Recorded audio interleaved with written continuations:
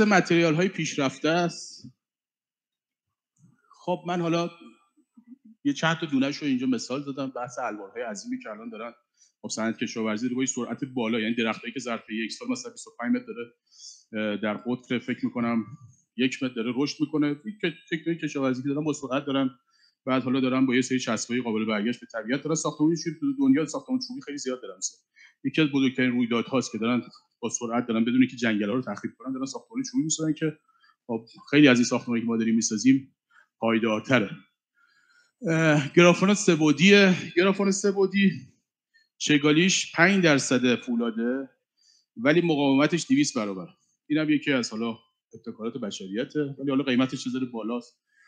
آیروگرافیت ها، آلومینیوم های شفاف و چوب، چون وقت نداریم من فقط از اینا میگذاریم که آقا الان آلومینیوم با همون ویژگی آلومینیوم ولی شفاف، چوب شفاف، بتون مولد نور، نانو کریستال هاست که خانم دکتر تو اسلاید قبلی فرمودن. نانو کریستال فقط نور رو از خودش عبور میده، به هیچ وجه گرمایش رو عبور نمیده که الان به تولید انبوه رسیده و خیلی داره استفاده میشه.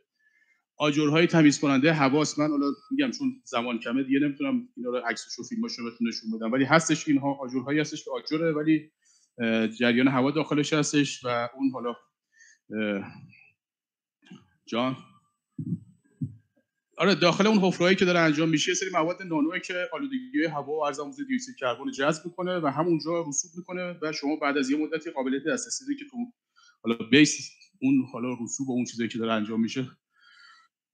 آجرهای تمیز کننده هوا، مواد خنک کننده غیر فعال که دیگه این واقعا یکی از موضوعات خیلی مهمه. بامبوهای مودورال، پیله‌های ریشه‌ای هیدروسرامیک ها و سلول‌های خورشیدی. اگه خواستید میگم استاد کامل اینو فیلم و انیمیشنش هم هستش، اگه خواستید من در اختیارتون قرار میدم میتونید ببینید. حالا اگه خودتون سرچ کنید تو اینترنت الان دیگه دنیای خیلی میتونید مثال‌های خوب و زیادی هم پیدا بکنید. بحث 3D PR هاست که اینا رو حتما دیدید توی شبکه‌های اجتماعی و کلی هم کیف کردید که راحت مثل پرینتی که میگرفتی الان خودتون هم میدونید که بهتون با ضخامتایی که حالا هستش تعریف میشه وسیله اون نازله و میادش و ارزم حضورتون که ساختمون ساخته میشه. یه سری معایب داره، یه سری محاسن داره. خب این که محدودیت متریال دارید، زباله در حد صفره چون خیلی ضایعاتش کمه و ارزم حضورتون که صرفه‌جویی در زمان و هزینه و مواد و کارهای پیچیده معماری میتونید باهاش بکنید. همین کاری که الان دارید می‌بینید شاید ساختنش با روش‌های دیگه خیلی زمانبر و خیلی پیچیده‌تر و خیلی احتیاج به مثلا قالب‌های خیلی سختی داشت که اینو بخواید طرف طراحی بکنه بسازه، ولی با یه سرعت خیلی زیادی فکر کنم ظرف مثلا با این سرعتی هم میتونید ظرف 1 روز و نیم مثلا اینو کامل بتونه حالا با همین دستگاهی که الان وجود داره مثلا بزنه. بعد بهبود سلامت و ایمنی کار، اینا موضوعاتی هستش که حالا بحث 3D PR هستش و چالش‌هایی که وجود داره. خب هزینه تولیدش بالاست چون تجهیزات خیلی پیشرفته‌ای لازم داره، محدودیت ارتفاع داره. شما حد اکثر ارتفاعی که میزنید فکر کنم 6 متره، یعنی بالاتر از اون هنوز نه بازوها اومده نه روترایی که وجود داره. محدودیت تنوع مسائل و نیاز به کارگرای متخصصی داره که بتونن حالا اگر گرفتار شدن بتونن حالا هم تحلیل کنن هم سیستم‌های ارزآموزی که کامپیوتریش رو بندازن. چالش‌های فنی که دانش تخصصی میخواد برای راه اندازی و نگهداریش. اینا موضوعاتی هستش که تو بحث تحول ساخت و ساز خودکار یا حالا استفاده از سیستم‌های ارزم حضورتون که یا سنسورها و ارزم حضور که اینترنت اشیا برای کنترل ساخت و ساز.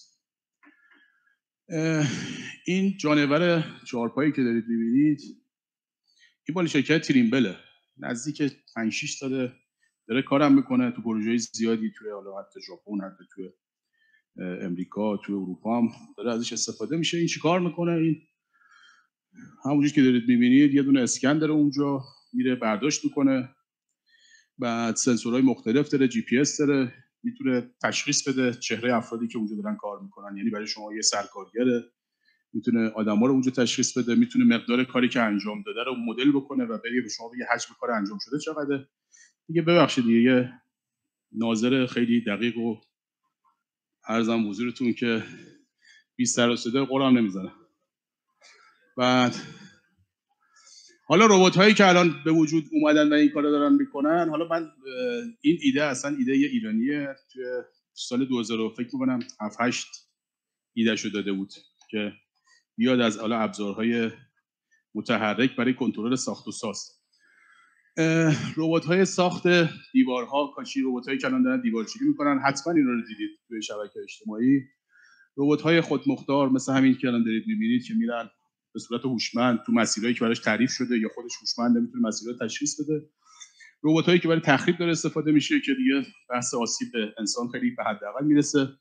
اینا هستش ربات‌های نظارت و بر نقشه برداری، ربات‌های نقشه بردار که حالا هم به صورت پهپاد و هم به صورت ارزم رباتی که اینا داره انجام میشه. ربات‌های انسان نما که اینا هم دیدید که به صورت انسان دستور بهش میدی کارهای خاصی انجام میده. و ربات‌های اسکلت بیرونی که کمک میکنه برای ارزم قدرت افزاینده کارگرها.